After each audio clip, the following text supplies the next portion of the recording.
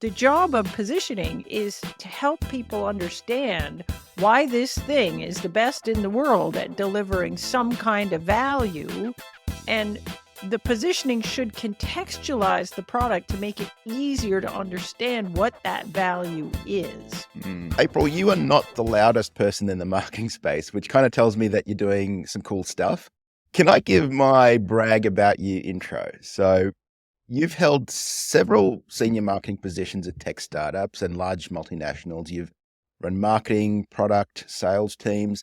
And I don't think it would be out of order to call you one of the leading positioning experts on the planet. You've written 2 books, obviously awesome, which was really awesome, I have to say. And that book outlines your methodology for positioning yourself in the marketplace. And more recently, you've written Sales Pitch, which is a step-by-step way of building a sales pitch that reflects that positioning. So Have I got that about right? Or what have I missed? What have that's it. what You're should I doing a be great at? job so far. Yeah. Excellent. So April, I really enjoyed your books. They were so easy to get through for a couple of reasons. First of all, they're not super long, but they're really entertaining. You write in a really entertaining way. It's an easy to read language, and it's an easy to understand framework, which I really love. And I think that's Your books like this too, right? Oh, thank you. Thank you. I try my best, and I think that's maybe why I I resonated think this is what with people want. I think people It are is. sick of these big marketing idea books that are just blah, blah, blah, blah. And you're like, yeah, buddy, but how do I do it? Get to the meat. You're Yeah. my kind of person, April. I've seen a couple of interviews with you, and I thought I've got to get her on the podcast. She doesn't talk a lot of bullshit. She doesn't talk a lot of academic stuff. So she's really my type of person. So you're right, and you come across my type of way. What I really love, and what sort of was something that really stood out for me, is that everyone's positioning themselves some way, right? So the thing is, are you doing it deliberately? And I think what some of your work does is really help you see, hey, how can I deliberately position myself? Because a lot of people feel like, hey, this is what we charge in my industry, or this is how we present our package or product or whatever it is in my industry. And you are, whether you're doing it deliberately or not deliberately, you are positioning yourself one way or another. And so I'd love you to just maybe give us a 30-second intro on the idea of positioning yourself deliberately, and where do people go wrong, and what's your way of doing that? Yeah. Like I think most folks, and I work mainly with tech companies, but so you see this a lot in tech companies where there's the original idea of we're going to build something, right? Yeah. So the founders get together and they say, you know what sucks? Databases suck. We're going to build a better database, and we're going to build this database. And what happens is they build the thing, they get it out in the market, and customers are like, oh, we love this part, we don't love this part. And they go back and they mess with it, and then they go back and forth. And eventually you have this thing that, maybe if you were coming at it fresh from a customer's perspective, it might be better to describe this thing as a data warehouse or some other kind of a data thing. But the founders are still like, well, we're database people. We made a database. That's what it is. That's what we set out to be. And they just think, well, what else could it be? It couldn't possibly be anything else. But a customer's looking at it and saying, well, I don't know. Like most databases do this thing and this one doesn't. And when I think databases, I think these things, and this thing is something totally different. So I think what we really need to do is the job of positioning is to help people understand why this thing is the best in the world at delivering some kind of value. And the positioning should contextualize the product to make it easier to understand what that value is. So just because you set out to build a database doesn't mean that that's the best way for a customer to understand what that thing is today. It might actually be something different. That's really excellent. What I love is that you really targeted an area that is such a leverage point for so many businesses from a marketing perspective, and it's one that hasn't been addressed very well, in my opinion, at least.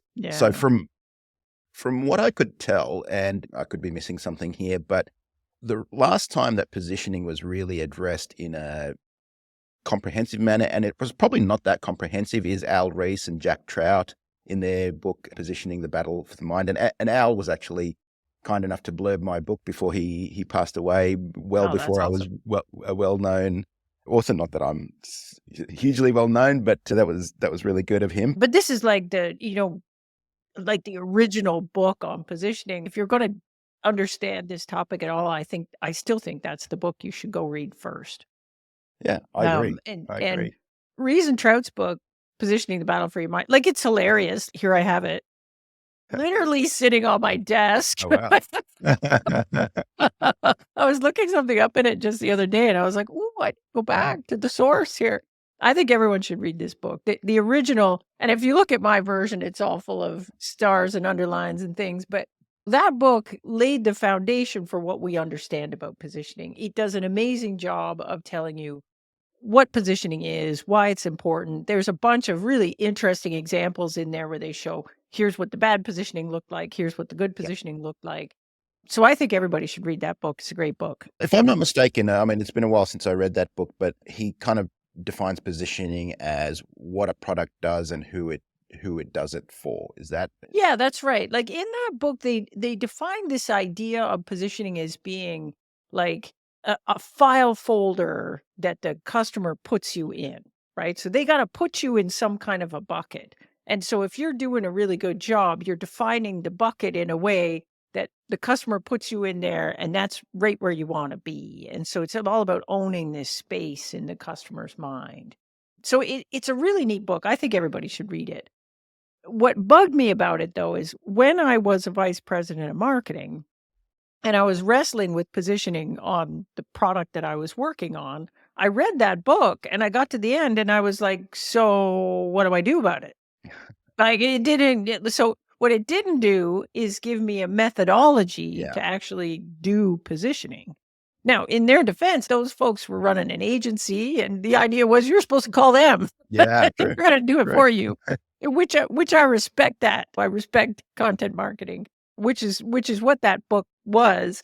But at one point, even when I was working at a company that was a lot bigger and had the budgets, we did call those guys and talk to them a couple of times about bringing them in to do stuff. The Okay. problem was that I had so many products to position. I thought, well, this is an in-house competency. At some Mm, point, we're going to need to know how to do this. We can't go out to the agency every time we want to reposition something. Like, as particularly in tech companies, like it's one thing and things outside of tech, like consumer packaged goods, we often don't reposition products after we launch them. Like we get one shot at it and we don't really position them later if they're either mhm. successful or they're a flop.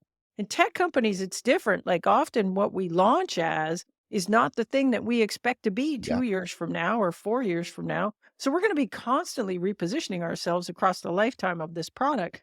So I'm like, I need to know how to do this. I can't just send this out to the agency every single time. That's not going to work. So I thought that was very frustrating that they didn't have a methodology for it. So when I started out in marketing, the first product that I repositioned, we just kind of messed around until we got something that worked. Mm. And it worked really well. And when you say you messed around, because a lot of people talk about their methodology, they're like, okay, we started at A, magic happened, we ended up at B. What does messing around look like? Oh man, like the first one, we had no clue what we were doing. I didn't even know it was called positioning at that point. And so we had an original thesis of what we thought the product was, and the product officially failed. So it officially failed. We didn't sell very much of it. The ones we did sell, companies didn't use it. It was a failure. And so we thought, well, maybe we could relaunch it and for a slightly different use case. So then Yeah. we went through a bunch of different use cases. Well, maybe they would use it like this, or maybe they would use it like this. And then we would test that out with like Mm, customers that we already had and say, hey, would you buy a thing that looked like this and did this thing? And it was really time consuming. And in my opinion, I think we got lucky when we landed on one that worked because we weren't following a methodology to come up mm. with the different use cases or anything else. We were literally messing around. Like we were in brainstorming in a room. Maybe we could do this. Maybe we could do that. Maybe we could do this. I don't know. And eventually we found one that worked before we gave up trying. And the company took off. It was amazing. We got acquired by this big company, and my boss quit. They put me in charge of the department, and then they transferred me a bunch of junky failing products and said, April, do that thing that you did with the other one. And I was like, no, we didn't know what we were doing. And I thought, well, okay, look, there must be marketers out here that know how to do this. This is a fundamental marketing thing. Mhm. So I'm just going to find some marketers that know how to do it. So I started having coffee meetings with senior marketers and saying, positioning, how do we do it? Like, how do we actually do it? Mm. And nobody had an answer. Like everybody was kind of doing it the way had done it, with just kind of messing around. And I thought, well, this can't be the way we do Mm. it. And I learned a couple of things. One was there was a thing at the time called a positioning statement. Yes. So I went and took this like post-grad course, and we did the course on positioning there at Northwestern University. This is fancy pants marketing school in the United States. And they said, today we're going to learn about positioning. And I'm like, oh boy. So the professor gets up and says, we're going to talk about positioning today. Here it is. And we got this thing. It's called the positioning statement. And this is like a Mad Libs fill in the blank sort of a thing. And it's like we are a blank that does blank, unlike blank. And the blanks are things like the competition and your value and, what you do and all that stuff. And market category was one of the blanks. And so the professor says, so you just write down the answer for those things in the blanks, and that's it. And then he starts moving on to some other topic, and I'm at the back, and I'm like, no, wait a minute, buddy. Like, I'm at the back. No, stop. And I put in my hand, and I said, but how do you know? Like, how do you know? There's a blank that says market category. Like that first product that I worked Yeah. at, we thought it was business productivity software, but we repositioned it as an embeddable database for mobile devices. Mm. Very different market categories. Like, how should we have known what the best market category was? Because as far as I could tell, most products could be positioned in multiple market categories. So I got to have some kind of a methodology to figure out what the best one is, right? Yeah. And you know what the guy said to me? The guy leaned in and he just says, "Trust me, April, you'll just know." Just It's like, intuition. oh my God. So at that point, I thought to myself, okay, this is it. Like, we don't have a methodology. No one Yeah. knows how to do it. Maybe Reese and Trout, but they're not telling. But otherwise, nobody knows how to do it. So at this point, I had repositioned 2 or 3 things, and I had been grilling everybody I knew on positioning. So I thought, well, I could figure this out. And so here's the way I did it. So I said, first, well, maybe we could take positioning and break it down into component pieces. And that was pretty easy because we kind of agree on what the component pieces are of positioning. So it's competitors. If you didn't exist, what would a customer Mm. do? Second thing is differentiated capabilities or features, like things you have that the Mm. competitors don't have. Then there's differentiated value, which is nobody really cares about your features. They care about what the features can do for their business. So what's Yeah. the value you can provide that the other guys can't? And then we're not trying to sell to everybody. We're trying to sell to certain customers. So what's our definition of a best fit customer? That's the fourth component. And the last component is market category. Are you business productivity tool or an embeddable database for mobile devices? What Mhm. are you? So those are the 5 things. And so I thought, well, we know what the 5 things are. So all we have to do is figure out what's the methodology for figuring out what the best answer is for the 5 things. You figure that out, figure out how to smash it together, voila, good positioning. And so what's interesting, when you break it into pieces like that, the first thing that you notice is each of the component pieces actually has a relationship to the others. Mm. So if I look at differentiated value, the value your product can deliver that nobody else can is completely dependent on what? Well, it's dependent on your differentiated capabilities or features. Like, we don't get to just make this up. In B2B, we don't. Yeah. B2C, maybe a little, but in B2B, we don't. And but then you think, so those 2 things are, I can't figure out one without knowing the other. But then if I think about it, my differentiated capabilities are only differentiated when I compare them to a competitor. Mm. So those 3 things are actually related. And then if I really think about it, who's my best fit customer? My best fit customers are customers that really, really care a lot about the value that only I can deliver. So I got 4 things that are related to each other. And then market category is a little bit more esoteric. But if I think about the market category, what it really is the context I position my product in, such that this differentiated value kind of makes sense to these best fit customers. Mm. So I can't figure out category without knowing value and customers. So everything has a relationship to each other. Where do we start? Well, I thought category was most interesting to me, at least, because category is kind of like you can take almost this exact same product, potentially repackage it, potentially reprice it, and have it be perceived completely differently. I know in the book Totally. you use the example of cake and muffins, right? So Right. cake is something that you would have for dessert after dinner or whatever, Exactly. and that's pretty much about it. And it feels you probably don't have that every day and all of that sort of stuff, well, most people. But where a muffin, you you is pretty much a cake, but you might have it's positioned as, hey, you can have a breakfast muffin, you can have a muffin with a tea or a coffee or whatever else. I thought that Exactly. was a really interesting example. Right. Same product, Yeah. different context, right? I pick it up and I sell it, what different price points, different everything else. Context is different. Expectations of the product are different. So often, especially tech companies, and I'm from a tech background, the company starts with, hey, we've got this cool little technology trick we can do, or we've got this cool little feature or whatever. And it's what often they call in Silicon Valley a solution in search of a market. And Yeah. so they're like, hey, all right, let's find who needs a firewall with a blah, blah, blah, whatever, that sort of thing. And that to me is completely backwards. So many businesses start with knowing what their product is, but not knowing what their market is. And so, I Yeah. mean, I'm often there's a good reason why in the one-page marketing plan, literally the first block is our target market. How do we select our target market? How do we figure out who our people are, who we're going to serve, and then we're going to figure out what problem to solve. But where in that process is positioning? Is it before target market selection, after? Where are we doing this in the whole sort of marketing life cycle? And then how often do we need to redo it? Is it once and done, or are we redoing it over and over? Yeah. This is a great question. So I like to think about it this way. Like in the early days, if we think about tech products, well, we start with when we're building a product.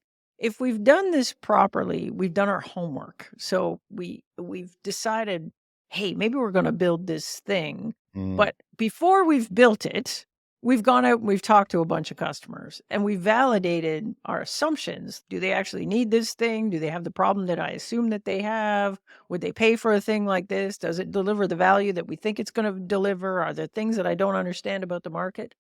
In the early days before we launch it, what we actually have is a positioning thesis. Mm. So it's a thesis that says, we think this is our competition. We think this is what makes us different. Therefore, this is the value we're going to deliver. And we think these kinds of customers are going to love it for these And so you would reasons. do that before even building the product. It's just Yeah, I think if we're doing this to the letter yeah. properly, yeah, I think we would have a thesis. Now, is our thesis correct? We don't know yet. Mm. It's just a guess. It's a best guess from the research we've done and the stuff we've done. My experience is that when you launch a product, the first wave of customers teach you a lot Mm. about the assumptions that you had baked into this positioning thesis. Yeah. And often the assumptions are wrong. Yeah. So often we launch it and we find out, like they're not actually comparing us to the things that we thought they would compare us to, Yeah. or the value that they want is something different than what we actually gave them. And we thought this kind of customer was going to love our stuff, but it turns out there's some other kind of customer that we didn't know anything about and they really love our stuff. And we'd be better to chase after them. Once we understand that, then we can tighten the positioning up. I have a terrible analogy for this, but it's the only one I've got. So Please. I'll give it to you, which is this idea that, so let's say we're not tech people, we're building a fishing net, right? We're fishermen, so we're building a fishing net. And the thesis is this is the world's greatest tuna fishing net. I'm going to catch tuna like crazy. It's going to be amazing. So we design this thing, whatever. Like we could launch it and say it's the tuna fishing net and maybe it works out, maybe it doesn't. Like, we don't know, right? Because we haven't actually tried it. We haven't tried to sell it to tuna fishermen yet. Like, maybe we're successful selling it there, maybe we're not. In my opinion, a better way to do it is internally inside the company, we're like, we think it's a tuna fishing net, but we don't know. So let's just launch it and we'll keep the positioning a little bit loose. So we'll say, you know what? It's a net for big fish, all kinds of big fish. Should we even do a net? Well, I mean, this is the thing. Should we even do that? I don't know. But see, the thing is if I launch it as a tuna fishing net, then all the other kinds of fishermen are going to go, well, that's not for me. They're not even going to try it out. If Yeah. I launch it and I say, it's a net for big fish, all kinds of, I don't know, big fish. And then you're going to let it loose. And your first wave of customers are going to try it out. And let's just see what they pull up. Let's just see. And then maybe what happens is they're pulling up stuff and you find out, oh, the thing actually is amazing for grouper. We weren't even thinking about grouper when we built the thing, but now we've got a bunch of customers using it and we could see with the grouper fishing net. Now I can go and tighten up the positioning and run at the grouper market and maybe I get to tuna later. So I think it's good to have a thesis, but I don't think that companies need to have super, super tight positioning when they don't even have customers yet, because you don't know where to tighten it up. And I think it's good to do your homework beforehand. I think you should do your homework beforehand, do all that good stuff. But be prepared that your positioning is going to shift based on what you learn in that first wave of customers. Because often what happens is you shift it, you learn a bunch of stuff in the first wave of customers, and you're like, oh, actually, this is what we're doing. And then we can get really tight and go run at it after that. Yeah. You talk a lot about best fit customers, which I think is so important because Yeah. the suboptimal customers just destroy just a the business. worst. They take up all of your resource. They're the They ones who do. pay late, that complain the most, have the most support The requirements. worst. So important. And I think it's such an important part of positioning is being intentional. And it's difficult for so many people, especially at startup stage, early stage, because any revenue feels like good revenue, right? But Yeah. it's a mistake. So what's a balance in the beginning of, if you're a startup or early on, do you just take on any kind of revenue? Do you stick to your guns and you're like, no, these are our customers? What's been your experience with that? I think in the early, like the super early stages, when you're still trying to figure out what works and what doesn't, I think you want to try a lot of different things. Again, like if your thesis is this thing is going to be really good for quick serve restaurants, then let's go try some quick serve restaurants. If that doesn't work, well, then maybe we're going to have to try some things that aren't quick serve restaurants Yeah. and go a little beyond that. If we're trying to test this thesis of quick serve restaurants, we shouldn't be doing like things that are way outside of that, right? If a dry cleaner comes along, why are you doing that business? What are you going to learn from doing one dry cleaner and 29 quick serve restaurants? True. Nothing. Like, forget about the dry cleaner. You're not learning anything. The first wave of customers should be optimized around this learning, right? Which is why it's good to have the thesis, write it down and say, what are we trying to prove here? We're trying to prove whether or not this thing works with quick serve restaurants. So let's do quick serve restaurants. And then we say, is it working or not? And if it's not, why is it not working? And what are we going to try next? So I don't know. And then I think there's a certain amount of discipline in that, particularly in the early days of what you're saying is you're not being that disciplined about it. And you say, well, we're for mid-market businesses. Well, that's pretty broad. Yes. And I think ideally your thesis is a little more narrow than that, because otherwise you're going to do one dry cleaner, one restaurant, one car dealership. What have you learned? I'm not sure. All those businesses are really different. I totally So agree. I think even your thesis has to be somewhat narrow. Like you say, should we be building a fishing net at all? Yeah, sure. And the analogy I use in my new book, and I've heard before, is kind of like the mayor of a town. Who are my people? And what's relevant in this town may not be relevant in another town. So this town may have garbage collection under control, everything's really good, but there's a dangerous intersection that we need to address. And I think of it that way, like starting with who your people are is the most powerful way to start, because now we can clearly see what's a problem that they really need addressed. What language are they speaking? Where are they congregating? That's right. All of those sorts of things. What language are they speaking? Where are they congregating? That's right. All of those sorts of things. And Well, we it's can a good start. point. It makes everything easier downstream when you can get really narrow on it and say, we're just going after customers that look like this. And then we can get so specific in the language we use, in the channels we're using to try to get to those people, in the marketing tactics we're using.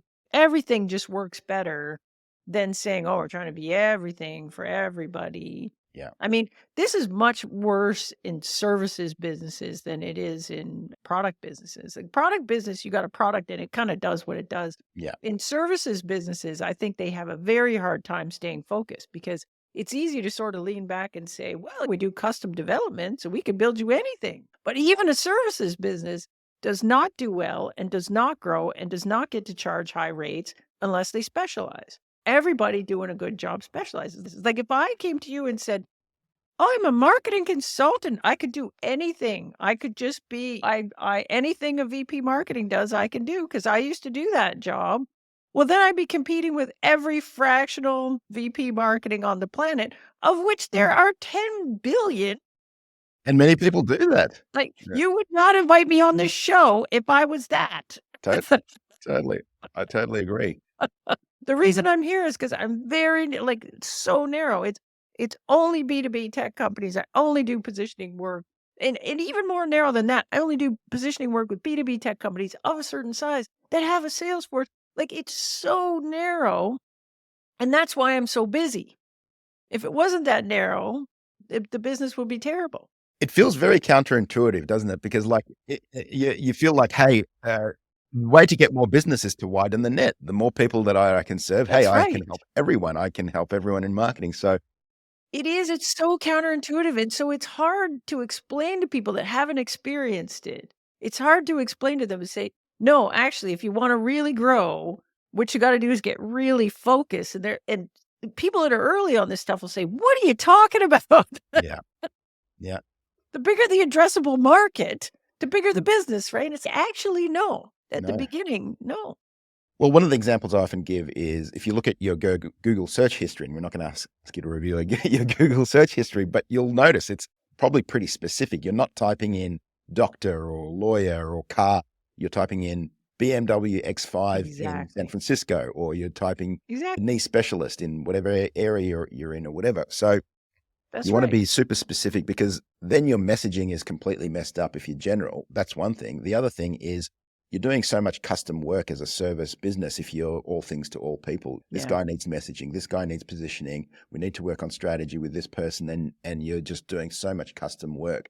Some of the best consulting businesses I've ever seen are just essentially productized services where Exactly. they deliver the same thing over and over. And that helps them increase their competency at that thing, but it also helps Exactly. them really deliver more and essentially productize their service rather than doing custom work every time. And I think that's something that you've done really, really well. I heard on a previous podcast that you were on that, if I'm not mistaken, I think you mentioned that you do only positioning, only for people with sales teams, and that you've really cut out all of these other things that you used to do. I And say you no say, so much. It's kind of hilarious. If you go on my website, like there's an FAQ that is basically a list of things that I don't do. love that. So it's if you're consumer business, I can't help you. If you don't have this, I can't help you. Like here's all the things I don't do.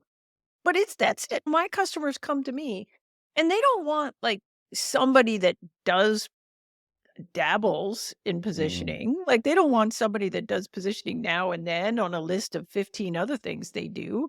Like positioning is a really big, crunchy, strategic problem inside the business.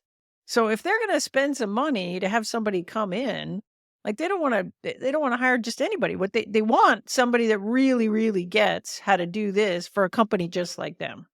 So how long did it take for you to, I know you've been consulting for a while. How long did it take for you to say, hey, I'm going to be so specialized in this little lane. This is going to be something that I own and I'm just going to focus on that. I'm going to say no to everything else. Did you figure that out immediately? Is that something that you figured No. out over time? Yeah, I wish I'd figured it out immediately. No, I think I went through the same phase that everybody else does. At the beginning, I was like, "I think I'll do some consulting," and I was like, "I don't know what that means, but you know, I'm just doing some stuff." I think it was about 2 years. It took me a year. Like I knew fairly early on that I wanted to focus in on positioning because that had kind of always been a thing that I was good at when I was in house. Even it took me a while to figure out an offering, like something I could do as a consulting project in a repeatable way. And then it took me a while to figure out like what my ideal customer looked like for that. So talk about that. What is your offering? Because I'm always fascinated with how other authors and thought leaders kind of monetize their knowledge, their what they do, how they deliver it. I'd love to know if some do courses. Obviously, Yeah. you're an author, so you obviously do books. Some do speaking, some do Yeah. monetize services. So talk about that a little bit. What are you?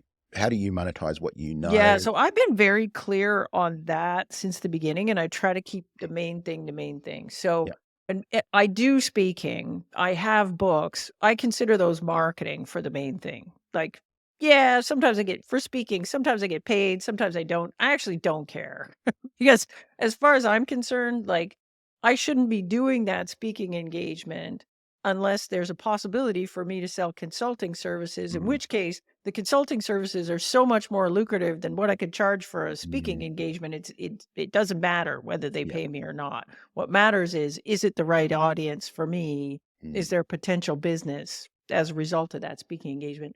Same thing with books. Books are great, but I consider in my business, the books are an introduction to my ideas. And yes. so if you're a company and you're wrestling with positioning or you're wrestling how to take that positioning and turn it into a sales pitch, you can use my book. And lots of companies take my book and self-serve, like they solve the problem on their own.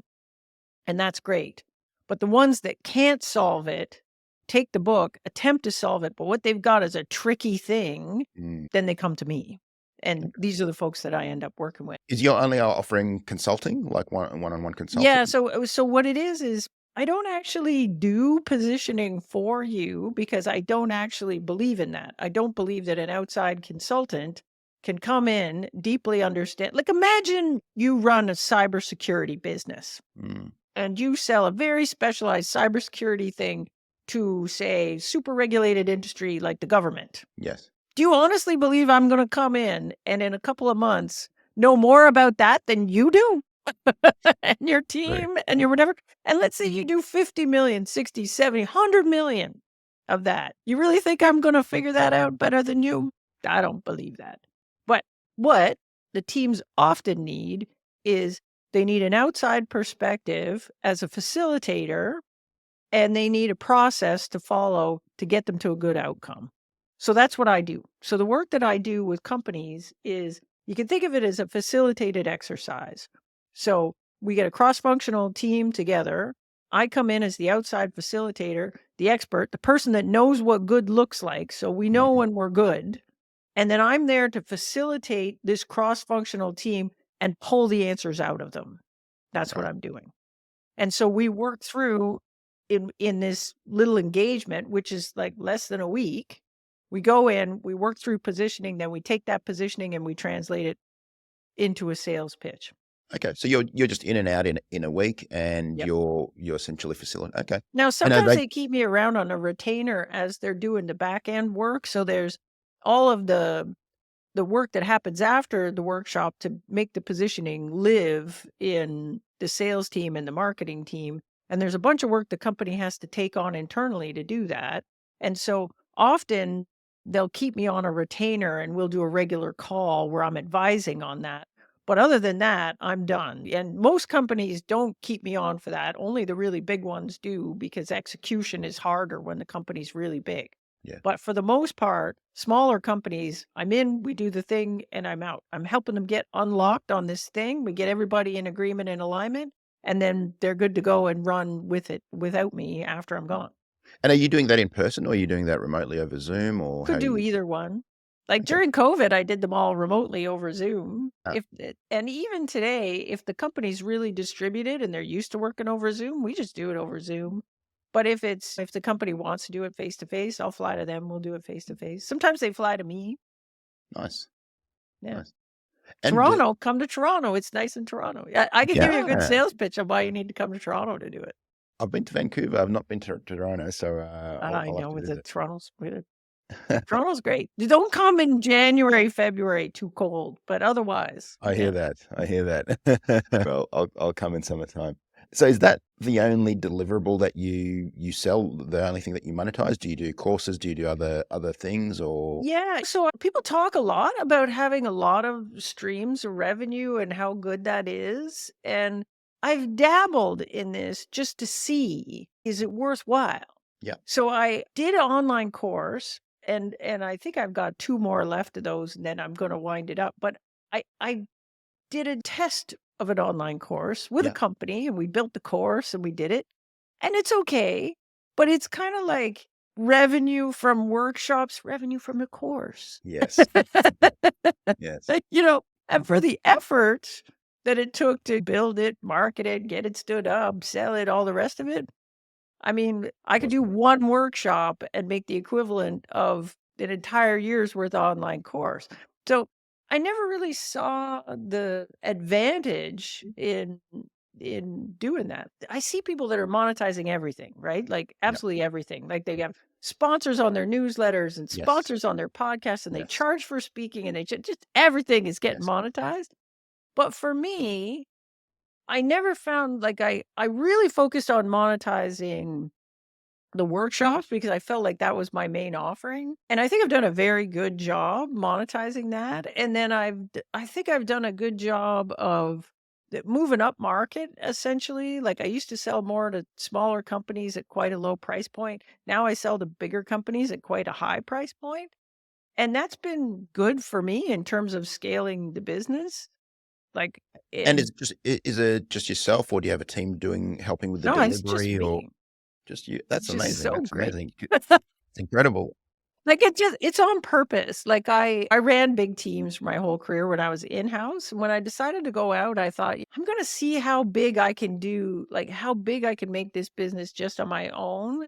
And, I always had a number in my head. If it could be this much and just me, that would be the dream, and April's living the dream right now. I love that, April. It sounds like you're doing business, and I hate to use the word thought leadership, but thought leadership deliberately. So many people are just, let's try 100 different things. And Yeah. that's something that I fight with every single day. I'm like, we should launch this product. We should do this. We should Yeah. do that. And it's just, novelty is just in the DNA of an entrepreneur. Yes. I know, well, this is the thing, like being able to stick it.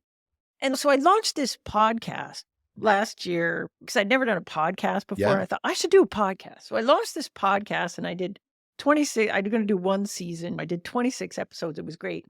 And at the end, numbers are looking really good. It's like a top 2% podcast. Everything's looking great. Nice. And someone said, "Well, you should get a sponsor on that because there's good money in podcast sponsorships." And I said, "Well, I don't know anything about podcast sponsorship. So yeah, let's get the sponsor." And so then I called around and I actually had a company reach out to me that has like a little sponsor network, and they do a lot of podcasts that I like and respect. And I thought, well, this will be great. So they called me and we had the call, and that was great. And I was like, "Okay, so show me the money." And it was so tiny. It was so tiny. I literally couldn't believe it when they told me the number. I was like, "Wait, what? What?" That's funny. And then they said the number. And I was like, "Well, for the effort it would take, now I'd have to cut those ads in and do all that stuff. And Yeah. for the effort it would take, do I really want to monetize this for this puny little thing that, again, compared to my main business, isn't even is a rounding error? No." Yeah. Yeah. But I think some people are like, "Well, I'll piece together all these tiny little things." But what they don't realize is all those tiny little things are a distraction. Like all those tiny little things are taking your eye off the real prize. Mm. In my case, anyways, taking the eye off the real prize. If I had been, well, let's build a newsletter and let's sponsor that, and then let's have this podcast and I'll have that sponsored. And now I'm locked into all these things that I Yeah. got to do for this little dribble of money. And instead I was like, well, let's just make one thing really good Yeah. Yeah. and make a whole bunch of money off that. Yeah. And then maybe we'll do these other things for fun. I think that's really, really cool. I mean, like I said, it's such temptation to do more and more and more. And what I've found is the best marketers, the best thought leaders just do very, very little. Like Right. myself included. I mean, I've got a large team. I've got about 12 people in my team, and we've got coaches and we've got all of this stuff. But when I look at what's the stuff that actually makes us money, it's a very small subset. And Yeah. so it's just a lot of the main thing just often subsidizes the stuff that's peripheral. Yeah. How did you go with the podcast in terms of, was it a useful exercise in terms of, I guess, positioning yourself in building your audience? What were your thoughts about it, and why did you decide to stop, or have you decided to stop? Well, I've decided I'm gonna do season 2, Okay. and then we'll see what happens after that. Was it like solo episodes, or did you have guests? How did you do I it? had guests, but not very many. So the main conception of this podcast was that I do a lot of podcasts as a guest, but Yes. as a guest, you can only get so deep into the concepts of positioning. And a Yes. lot of people would say, "Oh, I have all these questions that I wish you would answer on these podcasts, but we never get around to it because we Yeah. got to start at the top and work our way down." Yeah. And so I thought, okay, this is going to be like a solo thing, sort of like Huberman, if Huberman was just talking about positioning stuff for tech That's cool. companies. It's gonna be like that. So that was the idea. Every week I would pick some gnarly little positioning thing and I would go deep on that. So one week I'd say, hey, how is positioning different if you're a small company or a big company? Or how is Mm, it different if you're in an established market or you're breaking into a new market? Or how does it work if you have a lot of competitors versus few competitors? Or what happens if a competitor tries to copy your positioning? What should you do? Like all these things that people ask me about. And so, and then occasionally I would have a guest in, but only if I thought they were really good and we could get right down into a gnarly mm, positioning thing. So I had Bob Mesta on, who's one of the architects of jobs to be done. And I wanted to talk about the intersection between positioning and jobs theory. And so I thought that was a really good one. So a handful of guests, but mainly it's positioning geek town over there, yeah. man. Like we're going That's cool. into this stuff. And then I got to about episode 20. Well, I got to episode 26 and I was like, I think I'm done. I don't think I have anything else to say. That's cool. Think I'm done.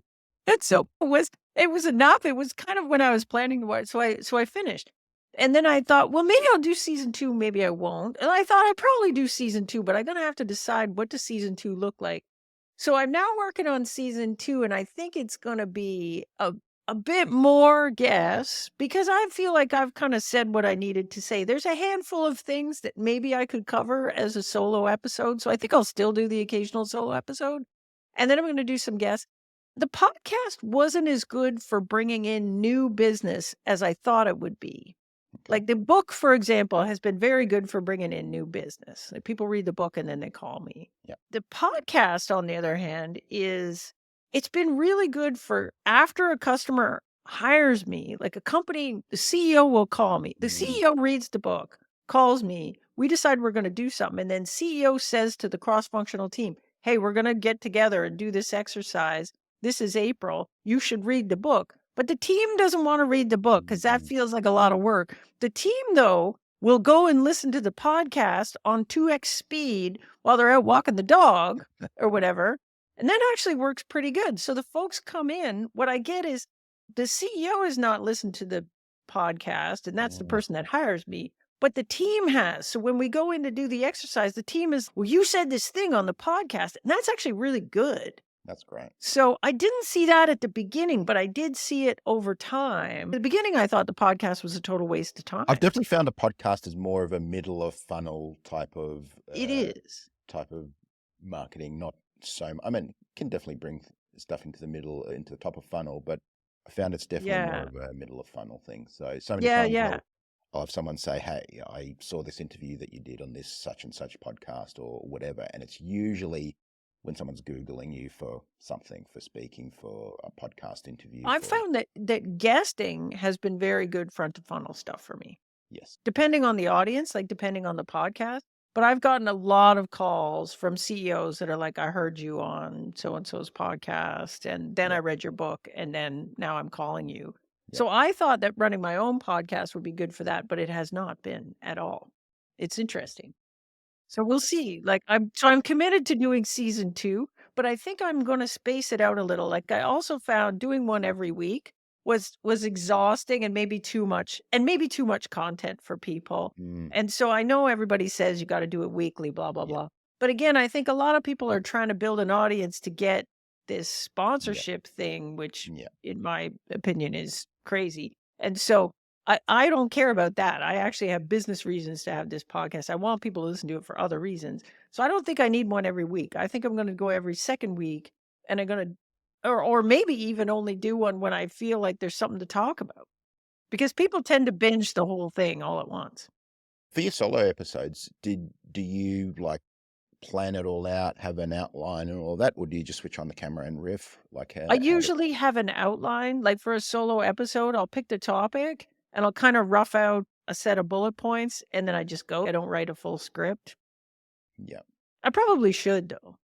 No, I mean do what works for you. I'm trying to figure out No, a good cadence for my own podcast. That's the reason I'm asking. probably should. Probably most of the questions I'm asking are selfish because I want to know, hey, how does this Yeah. other person run their business? How does this I other mean, I had a person lot of market? fun with the podcast too, which I think does count for something. Like I think Of course. content that you're having fun with, you'll do more of it. But it was fun at the beginning, and at the end it started to feel like work. Like it started to feel like, oh man, like I'm doing this again. But Yeah. Yeah. That's cool. And then I'd love to know a little bit about your thoughts around price. Like, where does price come into the whole equation? Because, I mean, price itself, I mean, something can be the exact same product and just be priced completely differently. And that yeah, immediately changes the positioning. And in some weird circumstances, I've found raising the price raises yes, demand, which is, Opposite what most of economists exactly. would tell us. Now, that's a smart thing to say because it is true. Like, I do think price is an indicator of something, yeah, right? And so a lot of times companies will say to me, oh, well, we could just drop the price and sell more. But what they're not thinking about is what the price represents. If the price is lower, there's different expectations with that. Like in enterprise software, you don't want the price to be too low because yeah, it will communicate that the thing is not ready for enterprises, yes, right? So there'll be this idea that, well, it can't really, we're a big company here and something mm, that cheap, you're not going to be able to support us. It's not going to have the yeah, customization we want. It's not going to have the scalability we want. It's not going to have the thing is look at it, it's $10. yeah, So I think there's that. I think if what you're doing is a premium thing for big enterprises, the pricing should reflect that. yeah, Now, sometimes we have issues in terms of comparables. So if you're always getting compared to these two or three companies, your price should probably be in that ballpark. If it's not, there's going to be a question and you're going to have to answer it. So you might decide, well, we're going to price it above that, but if as long as we have an answer for it and say, look, the pricing is like this because the span of what we do is broader or mhm, deeper, or we include a bunch of things that they don't and they'll charge for you extra or whatever. If you can explain it, then you can justify the higher price. But if you're going to go lower than everybody else, there's a question in that too, I think, especially in enterprise software. Well, why is it so low? yes, And you might have a good explanation for that too, that you'll say, you know what? Those other guys are gouging you. And mm, we do this in a different way. We're more efficient with it. We take this approach. And because we take this approach, we can actually do that for you in a more cost effective way than the other guys do because they do it differently. So I think you can get away with things on your pricing, but you have to be ready to justify it. yeah, Otherwise, the expectation is your price is going to be more or less like the other guys. We're selling on value here. The price doesn't really matter. In enterprise, price often isn't the sticking point. Like as long as you're in the ballpark with everybody else, it's fine. The real sticking point is all the change management that goes with adopting this thing, all of the yeah, everybody's going to have to learn how to do something different. Everybody's going to have to stop doing the thing they're doing now and doing that. And that is really expensive internally. mm. And then, yeah, the price of the software, whatever. Price is one of the biggest mindset shifts I've had to work with clients on to really get their head around. And a couple of things that I often communicate is price is just an idea, right? So where there is in almost every industry, there are people who are at the low end of the spectrum, at the extreme low end, and people at the high extreme, and there's a huge spectrum in between. And the other Yeah, thing that is important is price is a signal, and often a signal of quality. If we that's right. if a Rolls Royce sold for the price of a Hyundai, it would not be attractive to its current No, target market. Part of what makes a Rolls Royce attractive to the current target market is what it takes to get one, what it represents, the fact that yeah, it's a trophy essentially. It's not really a car. yeah. And I think people need to think about the value of the thing that they're delivering. Like often, again, if we're thinking about consulting services, The mistake that people make is they're in this hourly mindset. I charge this much per hour, and this thing Yes. takes me this many hours to do, therefore it costs that much. And I just think that's the wrong way to think about it. Somebody who's very, very experienced at something can do it in a shorter amount of time, and the quality is way higher Yes. than some junior person who's going to take longer. Should the junior person be charging more per hour? No, this is all backwards. So I think what we have to look at is what is the impact on the business, and can we justify the pricing that we've got? Like in my early days being a consultant, like I had no idea how to price my services because there just wasn't anybody out there doing what I did. And so I didn't know how to price it. I talked to people like the competitive comparable for me was let's do it internally. But most of these companies had been thrashing around on their positioning for years. Like they didn't know how much their positioning cost or didn't cost. And so how do I price this thing? And if I looked at it hourly, like that would be ridiculous. I'm selling this very specialized thing that there's a handful of people on the planet that can talk intelligently about. Obviously, it's not an hourly work we're talking about here. But at the beginning I didn't know. And so I started at a low price because it was easy to sell. And then I just kept putting the price up. But I had things like at one point I was selling a specific concept of a workshop to a company, and I got the guy on the phone, and we're having a conversation about it. We're having a really good conversation. He likes my stuff and whatever. And then he says, "Well, how much does it cost?" And at the time, for this particular thing offering I had at the time, it was $15,000. And I said, "It's 15,000." And he said, "50?" And I said, "Yeah." And he said, "Okay, could we do it next week?" And I was like, "I'm undercharging for this." Totally. Totally. I love that. I love that. I couldn't believe it. He said 50, and I was about to correct him, and then I thought, "Would he really pay for," and I was like, "Let's just go with that." And I said, "Yeah, 50." And he says, "Well, can we do it next week? How long would it be for," and then we just got into negotiating when we were gonna do it. And I was like, "Oh, man, I'm thinking about this all wrong." And And if you had so said 15, he might have thought, wow, it's weird. She's very cheap. I wonder if I've got the right person. exactly. It would have been embarrassing at that point to come back and say, "No, no, actually 15." Totally. Like, so anyways, at the beginning, I had a hard time getting my head around what to charge. The other thing is that I was thinking about in the early days, I was thinking that my competition was an agency because a lot of little marketing agencies would say, like the agencies that did branding and your website and messaging stuff, they would say they did positioning too. But what they're really doing is they'd come to the company and they'd ask you what the positioning is. Mm, Who's your target market and yeah. what's your, Yes. and they would just write it down, but they would call that positioning. But I thought I was competing with that. And so there were agencies out there that would do this positioning for a couple $1,000 kind of thing. And so I thought I was positioning against that. But then as I got working with companies that were slightly bigger, like they were working with agencies that were charging hundreds of thousands of Mm, dollars, and it was this big long 6-month thing. And I thought, well, I'm really different than that.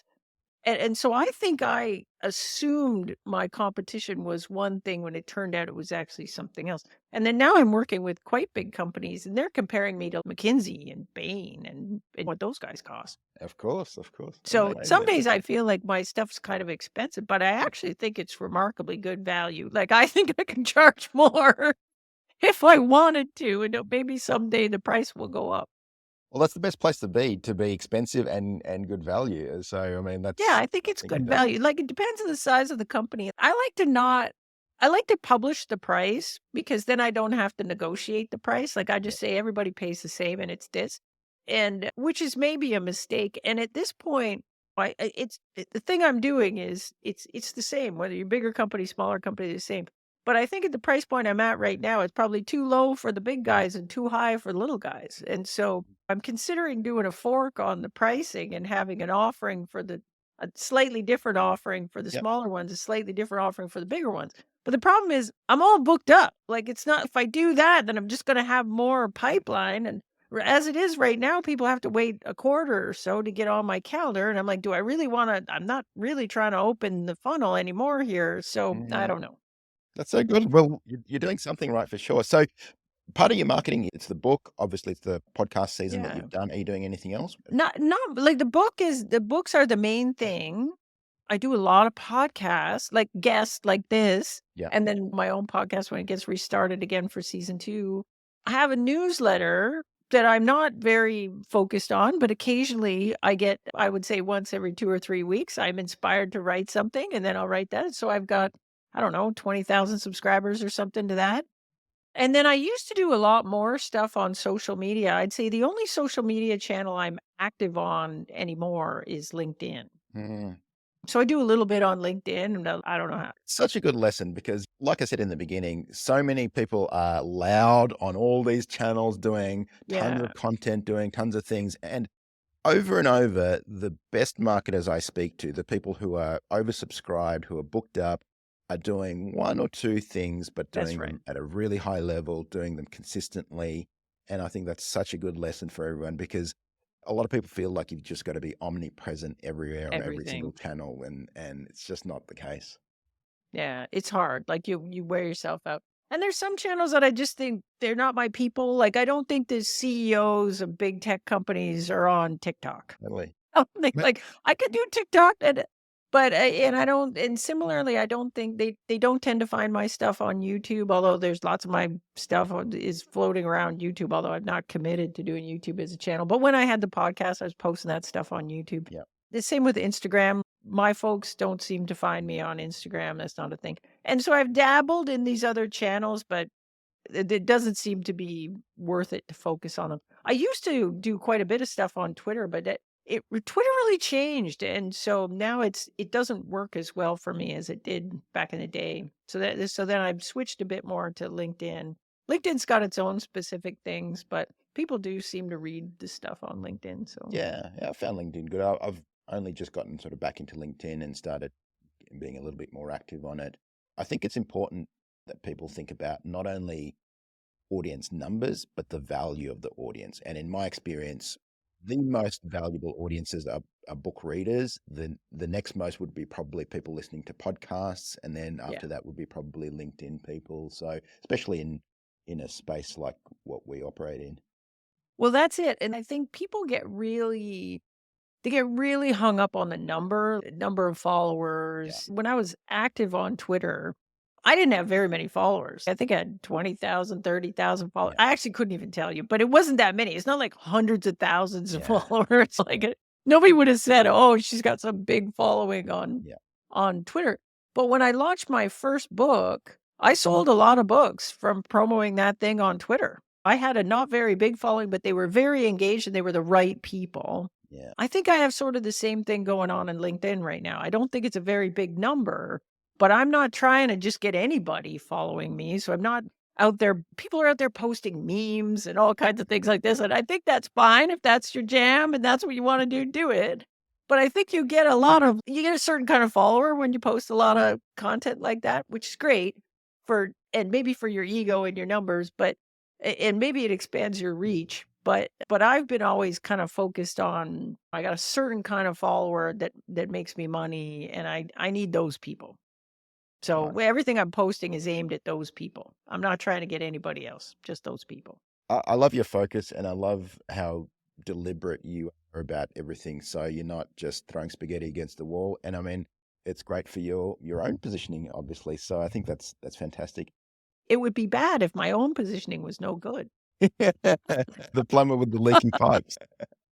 April, thank you so much. You've been incredibly generous with your time, with your knowledge. Everybody should read your book. Well, maybe not everybody, but everybody who wants better Yeah, positioning, everybody who wants a better sales pitch. We didn't talk much about everybody. your sales pitch book, but it's a great extension of your positioning book. Both are excellent reads, easy to read. And so that the books are obviously awesome. And sales pitch. April, thank you so much. Hey, well, thanks so much for having me. It's been great.